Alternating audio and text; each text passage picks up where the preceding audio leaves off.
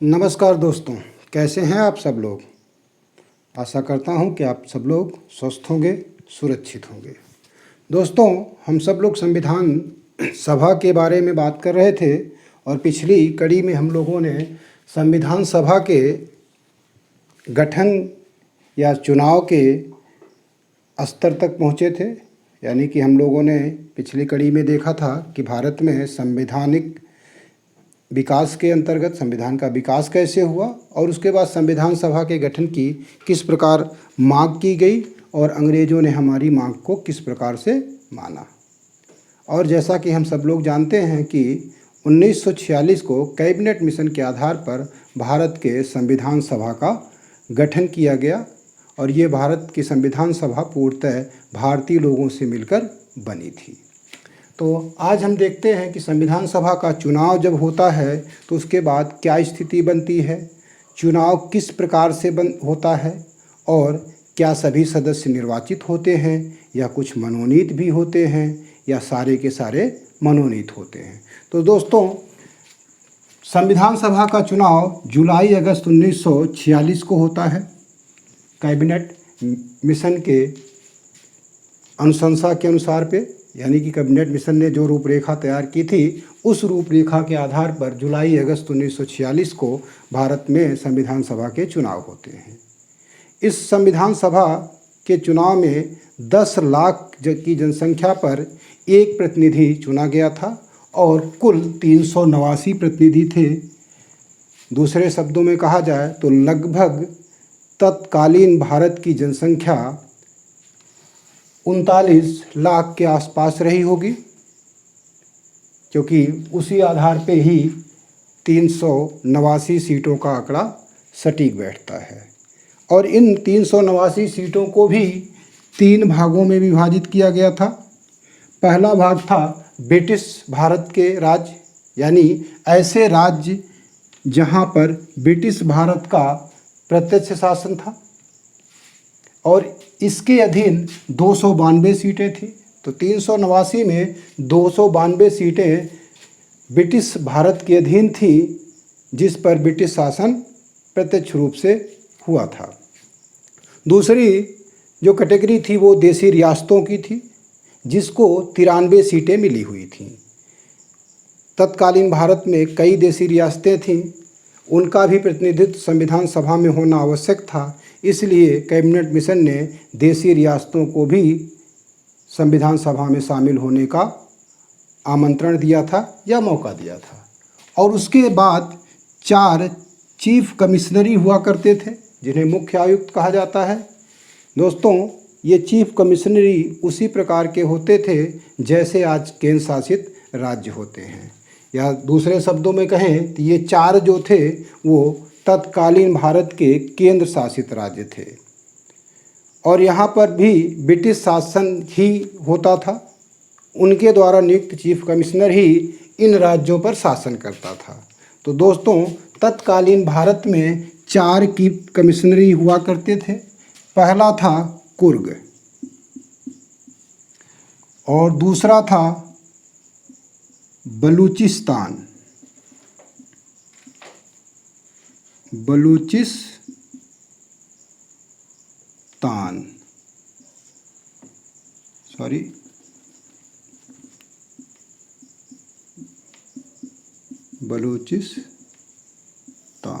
तीसरा था दिल्ली और चौथा था अजमेर मेरवाड़ा।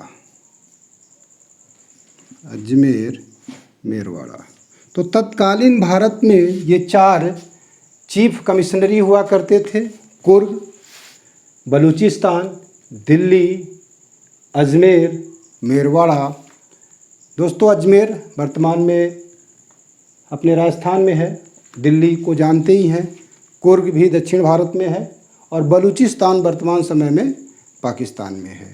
तो ये चीफ कमिश्नरी 4 हुआ करते थे और ये कुल मिलाकर संख्या होती थी 389।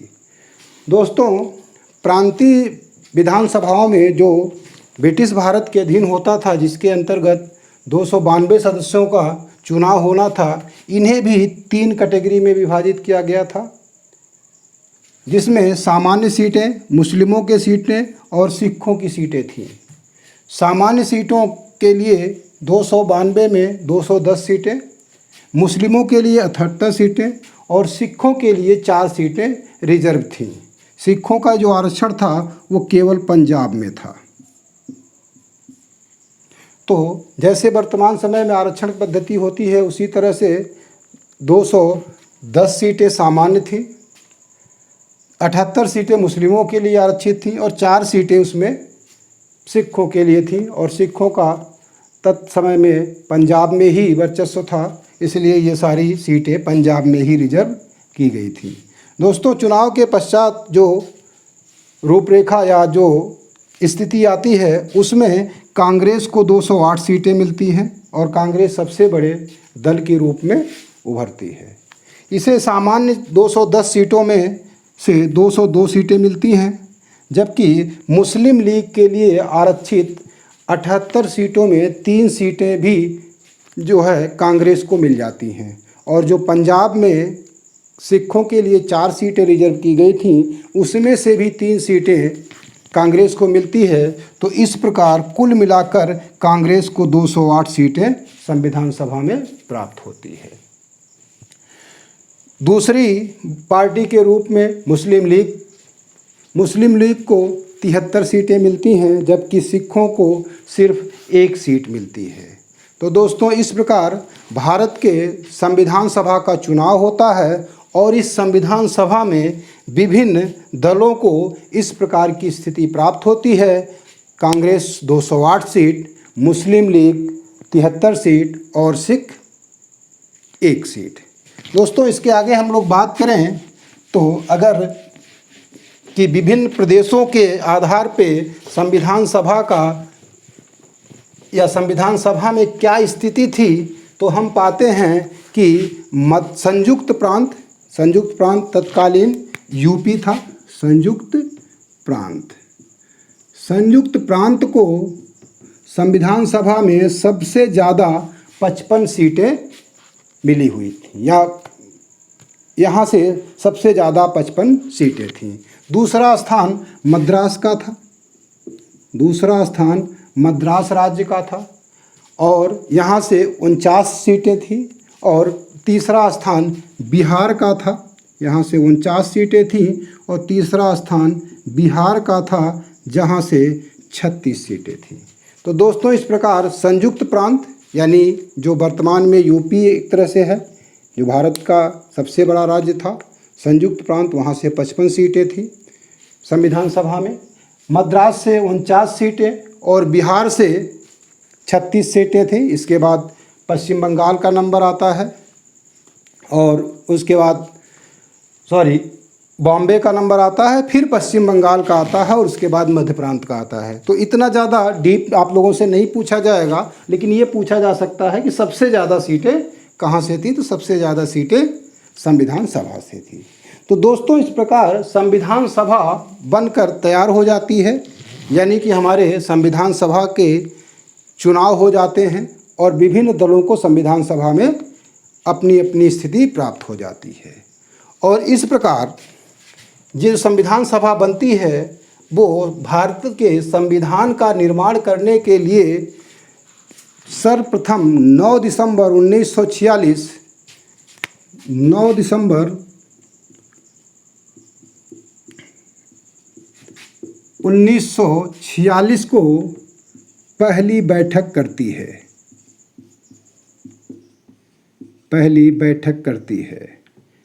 दोस्तों, 9 दिसंबर 1946 का दिन सोमवार था। तो 9 दिसंबर 1946 को सोमवार के दिन सुबह 11 बजे संसद के केंद्रीय कक्ष में, जो वर्तमान संसद है, अब तो नया संसद भवन बन रहा है, लेकिन जो अभी वर्तमान में संसद भवन है, उसी संसद भवन में 11 बजे 9 दिसंबर 1946 को संविधान सभा की पहली बैठक होती है। दोस्तों, इस बैठक में कुल 210 सदस्यों ने उपस्थिति दर्ज कराई थी।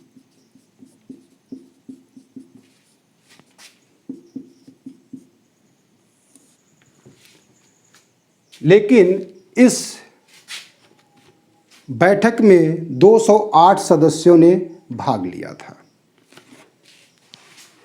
210 सदस्यों ने उपस्थिति दर्ज कराई थी, 208 ने भाग लिया था। दोस्तों, आप सोचेंगे कि ये 210 और 208 क्यों? उपस्थिति जब 210 लोगों ने कराई थी तो भाग कैसे 8 लोगों ने लिए, 208 लोगों ने लिया? तो दोस्तों, ये 208 लोगों ने पहले बैठक में भाग लिया था। जैसा कि आप सब लोग जानते हैं कि पूरा संविधान बनने में कुल 12 अधिवेशन हुए थे और एक अधिवेशन में एक से ज़्यादा बैठकें होती थीं। तो ये जो 210 का आंकड़ा है, ये पहले अधिवेशन का है। ये पहले अधिवेशन का है जिसमें 10, 9, 10, 11 इस तरह से कई दिन तक ये चलती है। इसका डिटेल हम आप लोगों को बता देंगे अगली कड़ी में।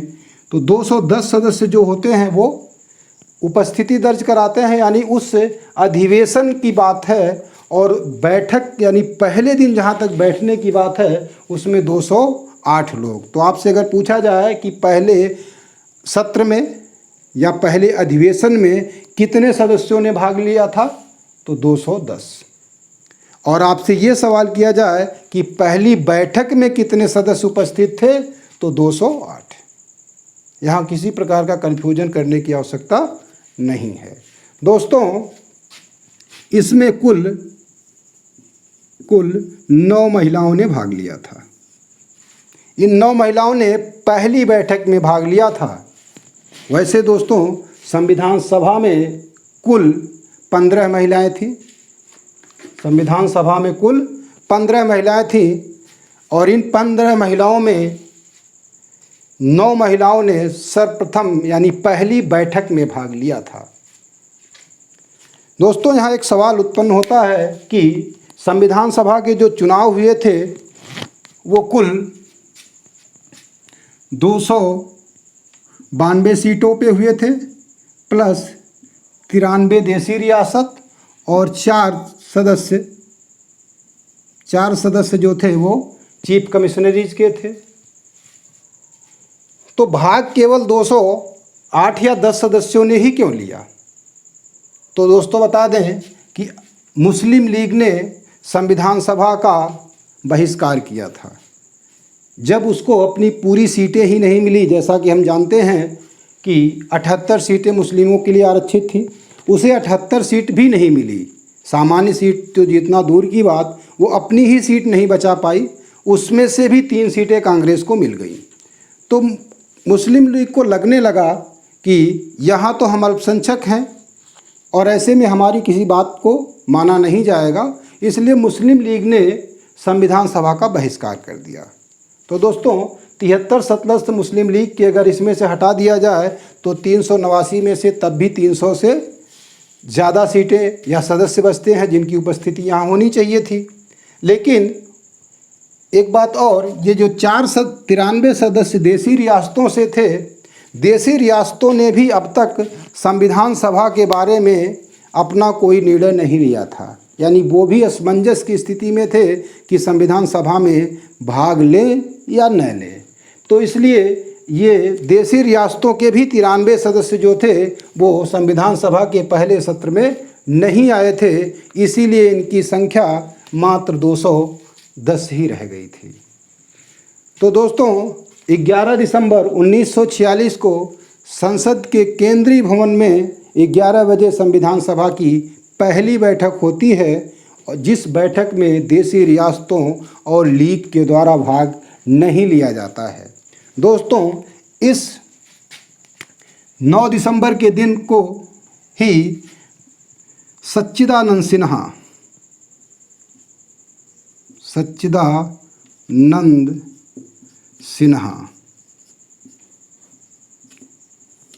जो कि संविधान सभा के सबसे वरिष्ठ सदस्य थे, इनको अस्थायी अध्यक्ष चुना जाता है। अस्थाई अध्यक्ष चुना जाता है।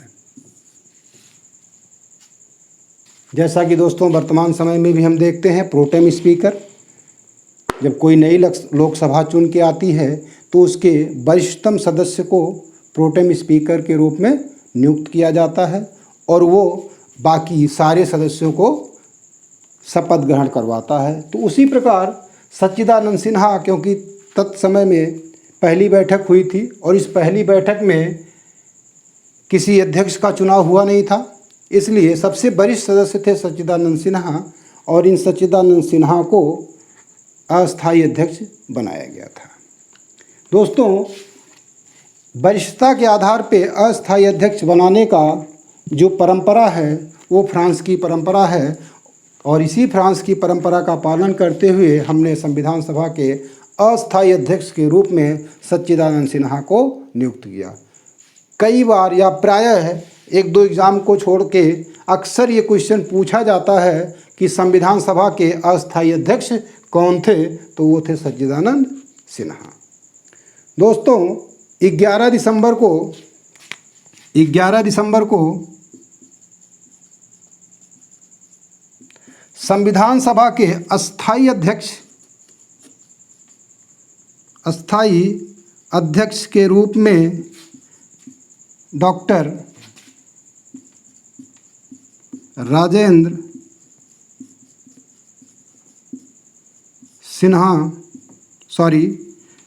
प्रसाद को चुना जाता है। 11 दिसंबर 1946 को राजेंद्र प्रसाद को संविधान सभा का अध्यक्ष बनाया जाता है।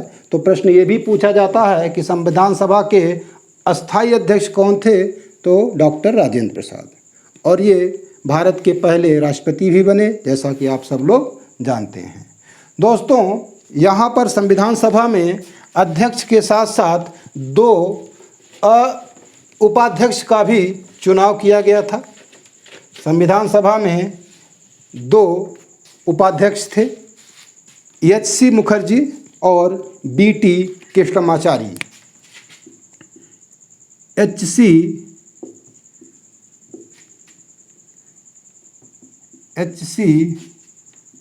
मुखर्जी और बी.टी.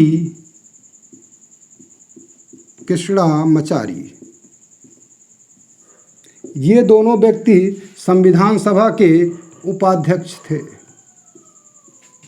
तो संविधान सभा के उपाध्यक्ष के रूप में एच.सी. मुखर्जी और बी.टी. कृष्णमाचारी की नियुक्ति की जाती है। दोस्तों, यहीं पर संविधान सभा के संवैधानिक सलाहकार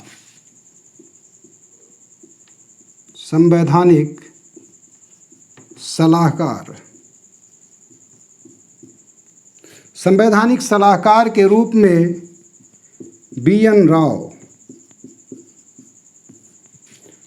राव की नियुक्ति की जाती है।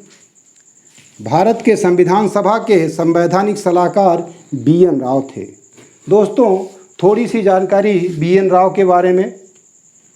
बी.एन. राव संविधान सभा के सदस्य नहीं थे, लेकिन संविधान के निर्माण में सबसे महत्वपूर्ण भूमिका किसी व्यक्ति की है तो वो बी.एन. राव की है। बी.एन. राव ICS अधिकारी थे और इन्होंने अवैतनिक संविधान सभा में अपनी सेवाएं दी थी। इन्होंने संविधान के निर्माण के लिए किसी भी प्रकार का वेतन या भत्ता नहीं लिया था। यही नहीं, बी.एन. राव भारत के साथ साथ बर्मा, म्यांमार के संविधान के निर्माण में भी अपना सहयोग दिया था और अंतर्राष्ट्रीय न्यायालय में जाने वाले पहले व्यक्ति हैं। तो बी.एन. राव वो पहले व्यक्ति हैं जिन्होंने अंतर्राष्ट्रीय न्यायालय में भारत की उपस्थिति दर्ज कराई थी या भारत का प्रतिनिधित्व किया था। और भारतीय संविधान का ड्राफ्ट भी इन्होंने तैयार किया था। जैसा कि एक और नाम हम लोग जानते हैं, वो है डॉक्टर अंबेडकर का। डॉक्टर अंबेडकर का भारत के संविधान के निर्माण में अति महत्वपूर्ण योगदान है। तो बी.एन. राव भी किसी मामले में डॉक्टर अंबेडकर से कम नहीं हैं। बी.एन. राव ने वो ड्राफ्ट तैयार किया था जिस ड्राफ्ट की जांच के लिए एक ड्राफ्ट कमेटी बनाई गई थी और डॉक्टर भीमराव अंबेडकर उस ड्राफ्ट कमेटी के अध्यक्ष थे। उस ड्राफ्ट को इन्हीं बी.एन. राव ने ही तैयार किया था। तो दोस्तों, अंबेडकर जी की बात चली है तो थोड़ा सा हम अंबेडकर के बारे में भी यही जान लेते हैं, फिर आगे ड्राफ्ट कमेटी के बारे में जानेंगे। तो डॉक्टर भीमराव अंबेडकर संविधान सभा के सदस्य थे। और ये कहाँ से सदस्य थे, कैसे सदस्य बने, तो इसके बारे में एक छोटी सी कहानी देखते हैं कि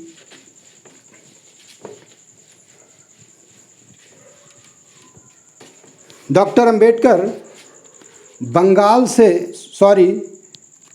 बॉम्बे से चुनाव लड़ते हैं और चुनाव हार जाते हैं।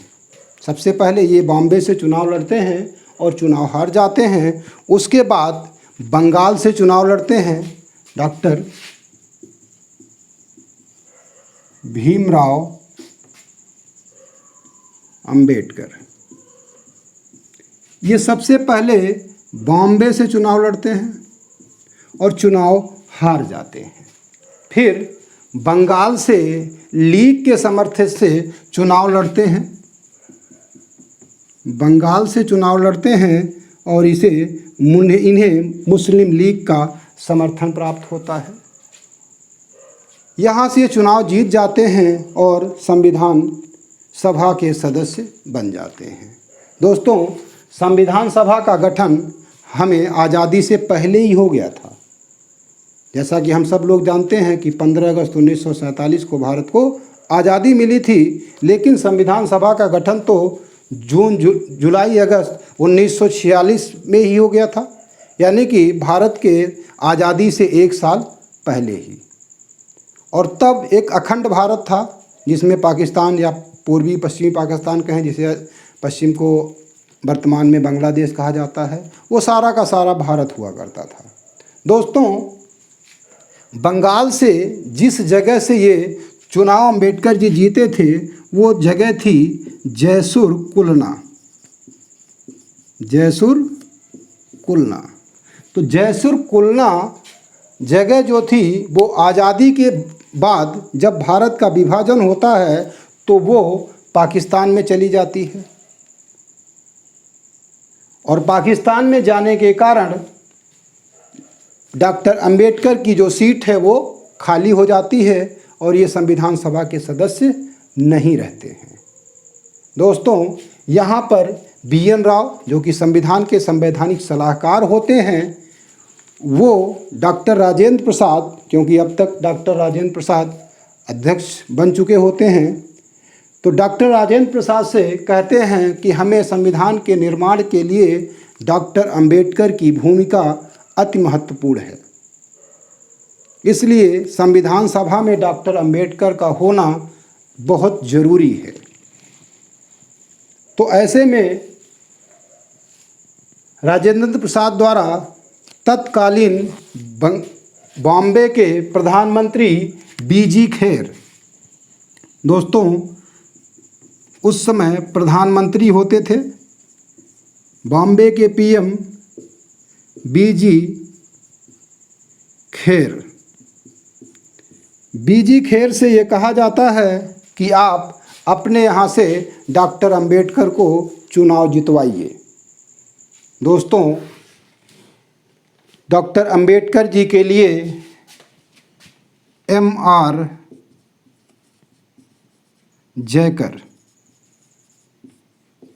जयकर अपने पद से इस्तीफा देते हैं और उसके बाद उस जगह से डॉक्टर अंबेडकर चुनाव लड़ते हैं और बम्बई से ये संविधान सभा के सदस्य बनते हैं। तो दोस्तों, अब यहाँ पर सवाल ये उठता है कि डॉक्टर अंबेडकर संवैधानिक सभा के सदस्य थे कहाँ से, बॉम्बे से या बंगाल से? तो दोस्तों, अगर विकल्प में बॉम्बे और बंगाल दोनों दिया हुआ है तो आप बॉम्बे मारिएगा, क्योंकि अंततः वो बॉम्बे से ही संविधान सभा के सदस्य थे। लेकिन अगर विकल्प में बॉम्बे नहीं है और केवल बंगाल है तो आप बंगाल को गलत होते हुए भी सही मान सकते हैं, क्योंकि माना जाएगा कि एग्जामिनर उन्हें बंगाल से ही सदस्य मान रहा है। लेकिन फाइनली वो संविधान सभा के सदस्य जो थे वो बॉम्बे से ही थे। तो दोस्तों, ये रही अंबेडकर जी की संविधान सभा में आने की कहानी। वो संविधान सभा में इनके बारे में कुछ स्टेटमेंट हैं, जैसे के.वी. राव का एक स्टेटमेंट है। डॉक्टर अंबेडकर के बारे में के.वी. राव का एक स्टेटमेंट है कि डॉक्टर अंबेडकर संविधान सभा के जनक और जननी दोनों हैं। क्वेश्चन पूछा भी जाता है कि संविधान सभा के जनक और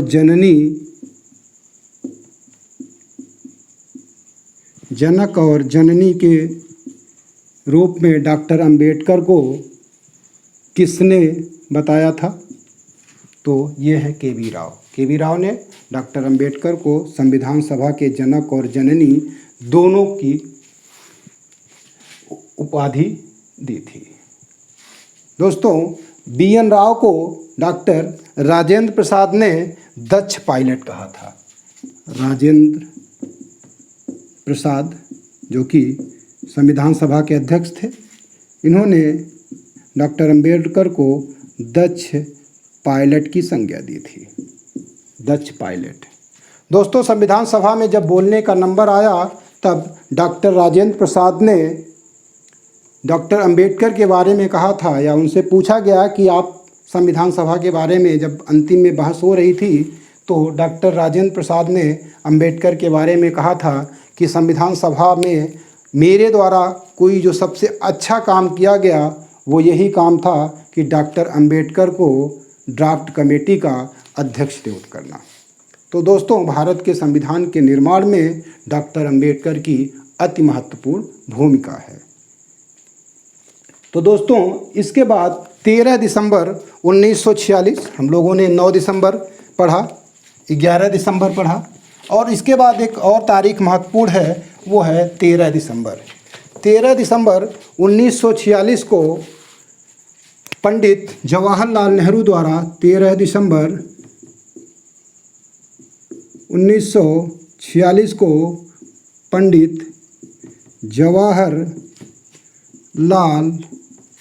नेहरू द्वारा उद्देश्य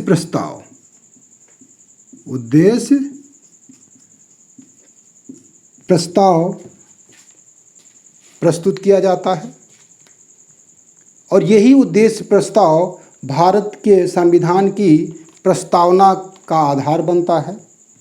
इस उद्देश्य प्रस्ताव को 22 जनवरी 1947 को पास किया जाता है। तो ये उद्देश्य प्रस्ताव 22 जनवरी 1947 को पास होता है, जिसे डॉक्टर पंडित जवाहरलाल नेहरू द्वारा 13 दिसंबर 1946 को संविधान सभा के समक्ष रखा गया था। तो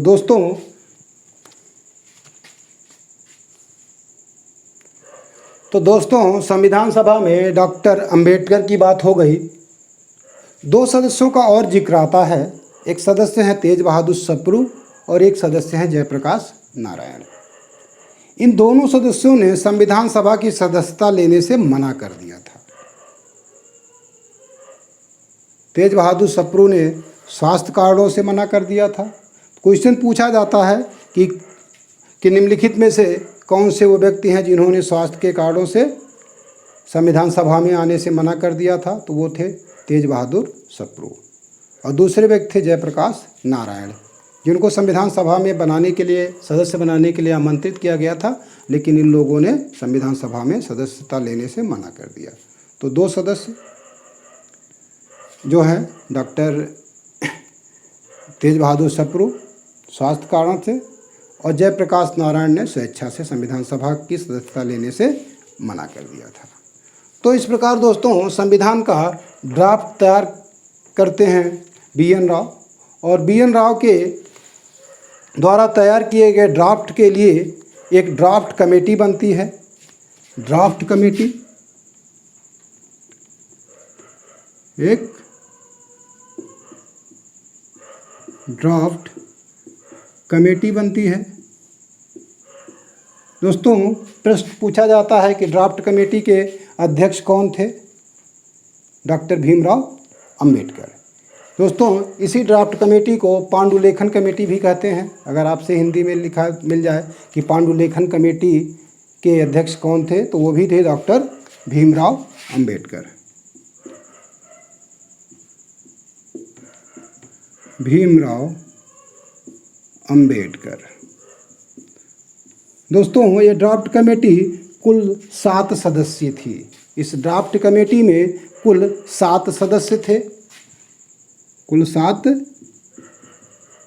सदस्य थे, जिसमें पहले सदस्य अध्यक्ष थे डॉक्टर भीमराव अंबेडकर। दूसरे या बाकी 6 सदस्यों की बात करें तो उसमें पहले सदस्य थे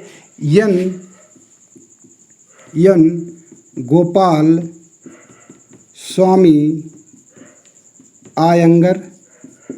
एन गोपाल स्वामी आयंगर पहले सदस्य थे। दूसरे सदस्य के रूप में थे अल्लादी कृष्णा स्वामी अय्यर। अल्लादी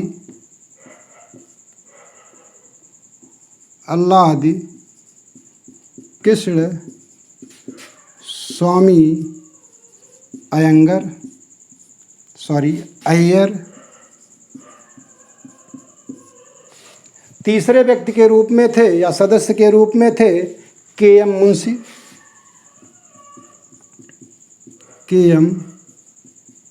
मुंशी। चौथे सदस्य के रूप में थे सैयद मोहम्मद सादुल्ला। पांचवें सदस्य थे एन माधव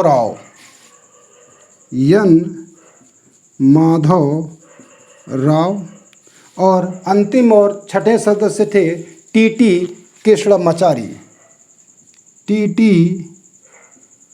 कृष्णमाचारी। दोस्तों, एन माधव राव और टी.टी. कृष्णमाचारी प्रारंभ से संविधान सभा के सदस्य नहीं, ड्राफ्ट कमेटी के सदस्य नहीं थे। एन माधव राव की नियुक्ति बी.एल.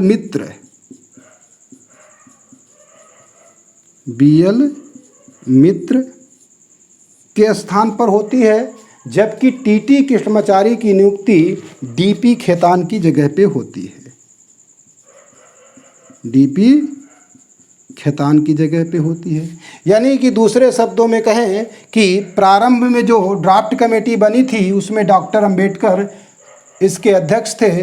इसके सदस्य के रूप में आयंगर, अय्यर, के.एम. मुंशी, मोहम्मद सादुल्ला, बी.एल. मित्र और डी.पी. खेतान की नियुक्ति हुई थी। लेकिन बाद में डी.पी. खेतान की जगह पे टी.टी. कृष्णमाचारी और बी.एल. मित्र के जगह पे एन माधव राव की नियुक्ति होती है।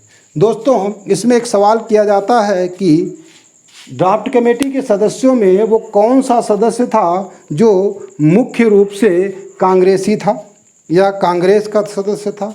तो इसमें मोहम्मद सादुल्ला लीग से थे और बाकी सारे सदस्य कांग्रेस से थे। यानी कि कांग्रेस के बैनर के तले ये लोग जीते थे। लेकिन इसमें के.एम. मुंशी मूल रूप से कांग्रेसी थे। बाकी सदस्य तो कांग्रेस के बैनर से जीते थे, ये मूल रूप से कांग्रेसी नहीं थे। लेकिन के.एम. मुंशी जो थे मूल रूप से कांग्रेसी थे। तो आपसे पूछा जाए कि संविधान सभा में जो ड्राफ्ट कमेटी बनी थी उस ड्राफ्ट कमेटी के में कौन से सदस्य थे जो मूल रूप से कांग्रेस के थे? तो वो थे के.एम. मुंशी। दोस्तों, संविधान सभा में कुल 15 महिलाएं, जैसा कि हमने पहले बात किया था कि कुल 15 महिलाओं ने भाग लिया था।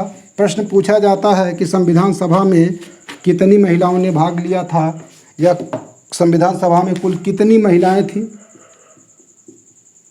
कुल कितनी महिलाएं थीं? तो इनकी संख्या थी 15।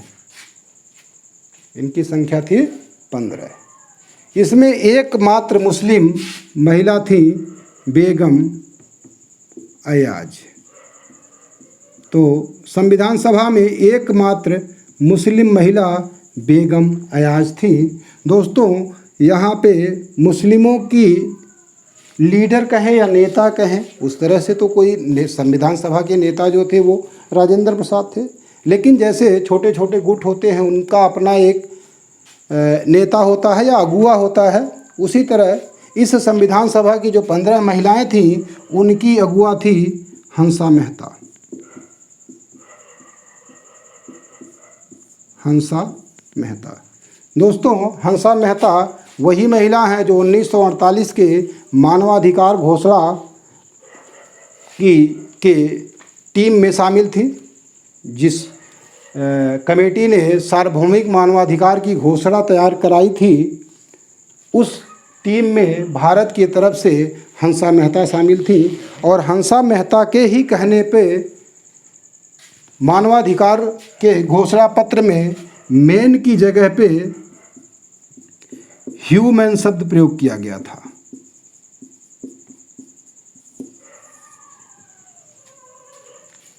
तो संविधान सभा के सदस्य के रूप में तो ये थी ही, साथ ही साथ मानवाधिकार के सार्वभौमिक घोषणा के रूप के कमेटी या टीम में भी ये हंसा मेहता थी।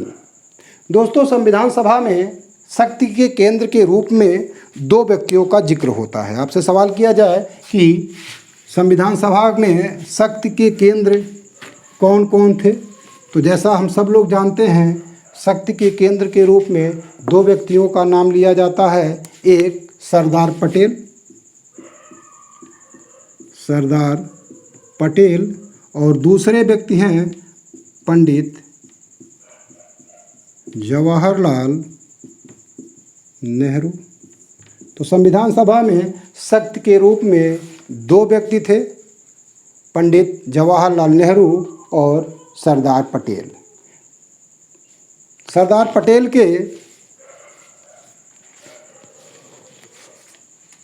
पटेल के ही द्वारा भारत के एकीकरण का कार्य संभाला गया था, जिसमें बीपी मेनन ने इनकी सहायता की थी। तो इसकी कहानी हम आगे देखेंगे। तो इस प्रकार जो ये ड्राफ्ट बना, डॉक्टर अंबेडकर के द्वारा जिस ड्राफ्ट कमेटी को तैयार या अध्यक्षता की गई थी, उस कमेटी के द्वारा BN राव के द्वारा तैयार किए गए ड्राफ्ट को अंतिम रूप दिया गया और ये ड्राफ्ट 4 नवंबर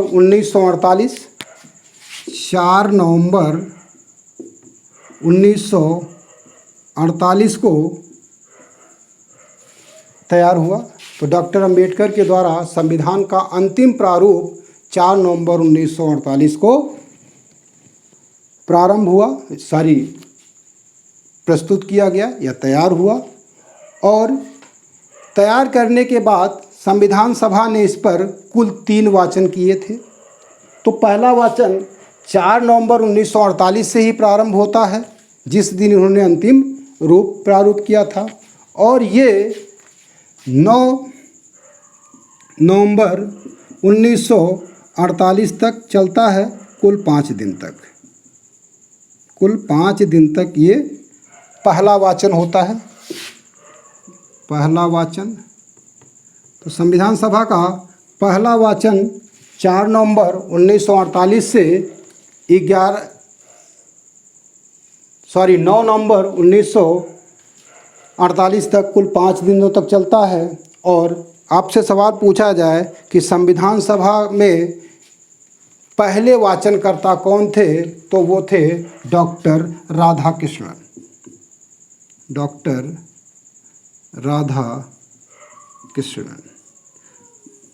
डॉक्टर राधाकृष्णन संविधान सभा के पहले वाचनकर्ता थे। दोस्तों, संविधान सभा का दूसरा वाचन 15 नवंबर 1948 से 17 अक्टूबर 1949 तक चलता है। इसका दूसरा वाचन 15 नवंबर 1948 से प्रारंभ होता है। 15 नवंबर 1948 से प्रारंभ होता है और 17 अक्टूबर 1949 तक चलता है। और सबसे लंबा सेशन होता है जिसमें 7,653 संशोधन प्रस्तुत किए जाते हैं, जिसमें कि 473 2473 पर चर्चा होती है। तो सबसे लंबा जो वाचन था वो दूसरा वाचन था। अंतिम और तीसरा वाचन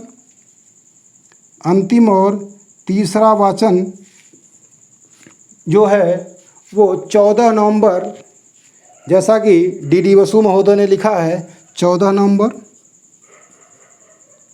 जबकि एम लक्ष्मीकांत के अनुसार 17 नवंबर। तो डी बसु के अनुसार 14 नवंबर और एम लक्ष्मीकांत के अनुसार 17 नवंबर 1949 को प्रारंभ होता है। 1949 को प्रारंभ होता है और 26 नवंबर 1950 को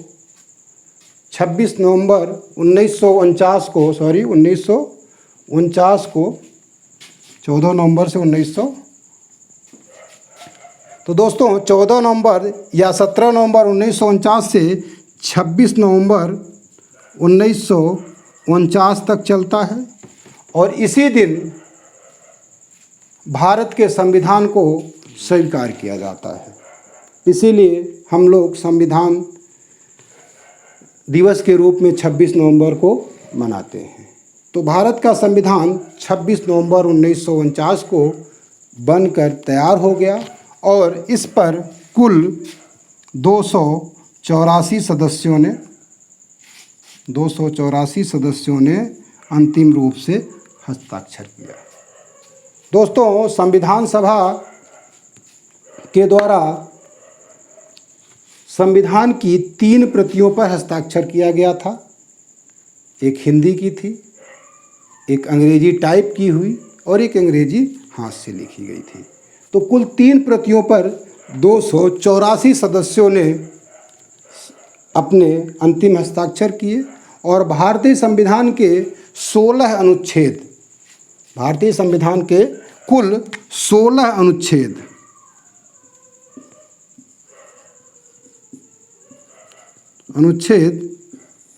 इसी 26 नवंबर 1949 के दिन से ही लागू हो गए। वैसे दोस्तों, पाकिस्तान के विभाजन के बाद भारत में कुल संविधान के सभा के सदस्यों की जो संख्या थी वो 299 बची थी। अब 299 से 284 सदस्यों ने ही क्यों हस्ताक्षर किया? दोस्तों, बहुत सारे ऐसे सदस्य थे मुस्लिम लीग से जो संबंधित थे, उन्होंने संविधान के निर्माण में तो अपना योगदान दिया, लेकिन अंतिम रूप से संविधान के ऊपर अपना हस्ताक्षर नहीं किया। इसीलिए इसकी संख्या 284 होती है। तो दोस्तों, आपसे ये नहीं पूछा जाएगा, आपसे ही जानना चाहेगा कि कितने सदस्यों ने हस्ताक्षर किया। तो कुल 284 सदस्यों ने हस्ताक्षर किया। तो अगर हम संविधान के उन अनुच्छेदों की बात करें जो 16 थे, ये भारत के संविधान के 394, भारत के संविधान के अनुच्छेद 394 में ये बात लिखी गई है। उसमें लिखा गया है कि अनुच्छेद 293 स्वयं और इसके साथ साथ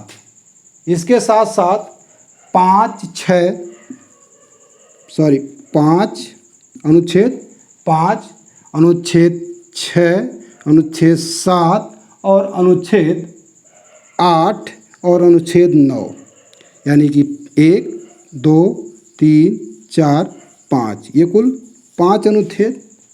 अनुच्छेद 60,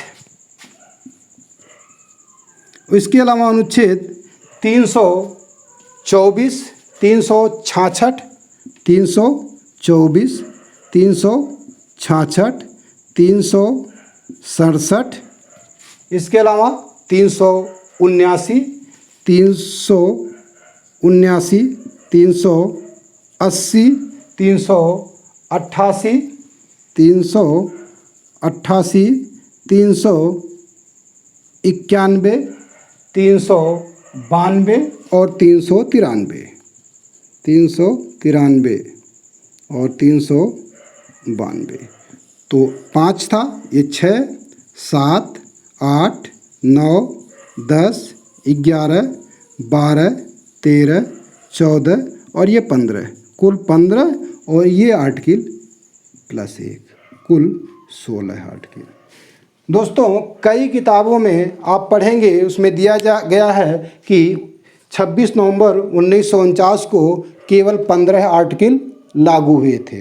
तो दोस्तों वो गलत लिखा है। जहाँ भी आपको अब आगे से इस तरह की का आंकड़ा मिले जहाँ लिखा हो 15 तो उसे काट दीजिए 16, क्योंकि आर्टिकल 394 में ये बात साफ साफ लिखी गई है कि ये आर्टिकल स्वयं और इसके साथ साथ 5, 6, 7, 8, 9, 60, 324, 366, 67, 379, 380, 388, 391, 392 और 393, कुल 15 आर्टिकल ये और प्लस 394, कुल 16 आर्टिकल 26 नवंबर 1949 को प्रभावी हुए थे और शेष संविधान 26 जनवरी 1950 को प्रारंभ हुआ। ये क्यों प्रारंभ हुआ इसकी कहानी आप लोग इतिहास में पढ़ ही चुके होंगे कि 26 नवंबर 1930 को ही भारत ने अपनी पहली स्वतंत्रता दिवस को मनाया था। और क्योंकि हमने नवंबर में ही अपना संविधान बनाया था तो आने वाले कुछ ही दिनों में 26 जनवरी आने वाली थी, इसीलिए 26 जनवरी को ही हमने संविधान को पूर्ण रूप से लागू किया गया। तो आपसे पूछा जाए कि संविधान पूर्ण रूप से कब लागू हुआ, तो 26 जनवरी 1950 को। आंशिक रूप से हमारा संविधान 26 नवंबर 1949 से ही प्रभावी था। तो दोस्तों ये रही संविधान के बनने की कहानी। इसके आगे की कहानी संविधान की विभिन्न समितियां, संविधान के बारे में लोगों के कथन, संविधान सभा के बारे में, क्या संविधान सभा संप्रभु थी या नहीं थी, इस सब पे चर्चा करेंगे अगली कड़ी में। तो दोस्तों आज के लिए ही बस इतना ही। दोस्तों हमारे इस चैनल को ज़्यादा से ज़्यादा शेयर करें, सब्सक्राइब करें। धन्यवाद। जय हिंद।